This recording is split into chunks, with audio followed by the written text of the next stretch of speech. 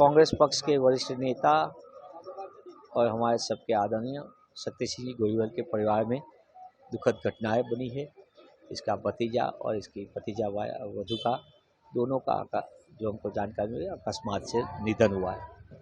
ये बहुत दुखद बात है। इसका भतीजा थोड़े समय पहले ही मैरीटाइम बोर्ड में विभागीय परीक्षा देके इसको बढ़ती मिली थी, प्रमोशन मिला था। नौजवान स्पर्धात्मक परीक्षा की तैयारी भी कर रहा था। इसको खुद की लाइसेंस रिवॉल्वर से जो हमको जानकारी मिली है, इसकी वो अपने रस्म के लिए पहले अपने बुआ के घर पे दोनों खाना खाने गए थे।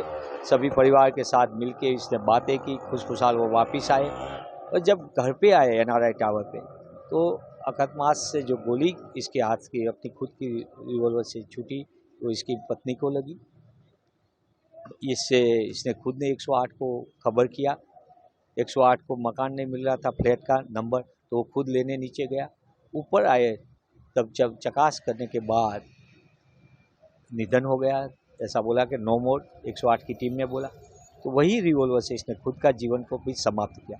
बहुत दुखद है, बहुत गहरा शोक है सब परिवार में, हमारे सबके लिए भी ये गहरा शोक है। बाद पुलिस को एक मैसेज मिलता है कि NRI टावर में 5वें मंजिले पे ऐसी एक वारदात हुई है, जिस वारदात में जो डेथ हुई है राजेश्वरी बा है और उनके हस्बैंड हैसरासी। इसमें पहले दोनों को किसी के अपने परिचित के वहाँ वो डिनर के लिए गए थे। वापस वो आए और उनकी मदर से मिलने के बाद अपने बेडरूम में चले गए और बेडरूम में जाने के बाद थोड़े टाइम के बाद अपनी मदर से आके यशराज जी बता रहे कि मेरी रिवॉल्वर से गोली छूट गई है और मेरी वाइफ को लगी हुई है। ऐसा बता के उनकी मदर के साथ बेडरूम में जाते और उसी वक्त उन्होंने 108 को कॉल किया हुआ था। 108 भी वहाँ के जो इंचार्ज है वो भी आ गए और उन्होंने आने के बाद उन्होंने देखा कि जो इस काम में राजेश्वरी बाई उनकी डेथ हो चुकी है। तो फिर अपने कंट्रोल रूम को बताने के लिए वो बैठक रूम में चले गए और उनकी मदर दूसरे रूम में थी। उसी वक्त दूसरी आवाज आती है और उसी वक्त दोनों बेडरूम में जाते हैं तो उसी वक्त यशराज जी ने अपने ही रिवॉल्वर से खुद को गोली मार के आत्महत्या कर ली थी। ऐसा एक मैसेज मिलने के बाद पुलिस वहां जाती है, FSL अधिकारी को बुलाती है, एग्जीक्यूटिव मजिस्ट्रेट साहब को बुलाती है, फिंगरप्रिंट अधिकारी को वहां उनको साथ में रख के पूरा मरणोत्तर के जो कागजी काम है वो खत्म करने के बाद हम फॉरेंसिक्स PM के लिए दोनों ही डेड बॉडी को सिविल असरवा उनको भेज देते और आगे की तहकीकात अभी चालू है। सर, कौन-कौन से मुद्दे पर कौन सी थियरी पे अभी हम इन्वेस्टिगेशन कर रहे हैं? हम सभी पहलुओं को साथ में लेकर इन्वेस्टिगेशन कर रहे हैं क्योंकि वारदात ही इतनी बड़ी है, क्योंकि फैमिली तो इतना शौक में इस बारे में कुछ बताने के लिए अभी वो तैयार नहीं। उनकी मदर से बात हुई थी तो उन्होंने सिर्फ इतना बताया कि मेरे बेटे ने आए मुझे मेरे रूम में आके बताया कि मेरी रिवॉल्वर से गोली निकल गई और मेरी वाइफ को लगी, उसे हॉस्पिटल ले जाना है। और दूसरी जो बात है कि जो 108 वाला कर्मचारी थे उसने भी ये बताया कि मैंने आया, वो बहन को देखा, बहन की डेथ हो गई थी, तो मैं अपने कंट्रोल रूम को बताने के लिए बेडरूम में चला गया। उसी वक्त एक दूसरी आवाज आती है और यशराज सी है उन्होंने खुद ने अपने आप को गोली मार के आत्महत्या कर ली थी।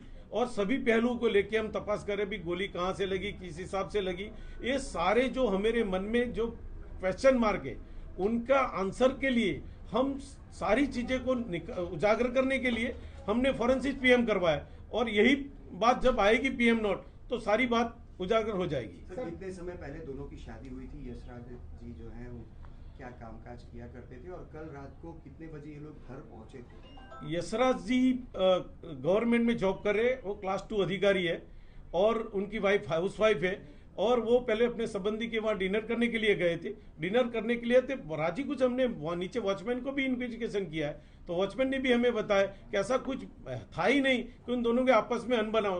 डिनर करने के बाद उन्होंने फिर से जूस पिया है और राजी से अपने बेडरूम में गए और उस वक्त ये वारदात घटी है। तो एक बहुत ही क्वेश्चन मार्क रहता है कि वारदात घटी कैसे। इसीलिए हमारे पास जो भी सोर्सेज है वो सारे सोर्सेज को यूज करके तो सबसे पहले मेरे पास फॉरेंसिक PM होने के बाद PM नोट आएगी तो हम उसको तहकीकात करेंगे और हम आगे बढ़ेंगे इन्वेस्टिगेशन के लिए। सर, कहाँ पे गोली दोनों को लगी है और लाइसेंस वाली क्या ये रिवॉल्वर थी, किसके नाम से लाइसेंस था? उनके फैमिली को उनकी जो मदर ने बताया कि उनके पास जो रिवॉल्वर है उनकी सर्विस लाइसेंस वाली रिवॉल्वर है। दूसरी बात है दोनों को गोली अपने सिर में लगी है। सर, ये कोई कांग्रेस के नेता के रिलेटिव थे ऐसा कुछ? हाँ, वो बात सही है। वो शक्ति सिंह कांग्रेस के जो बड़े नेता है उनका भतीजा है। कितना समय सर उनकी शादी को हुआ है? 2 महीना हुए उनकी शादी को और 2 महीने में ये बड़ा सा हादसा हो गया। फैमिली बहुत ही शोक में।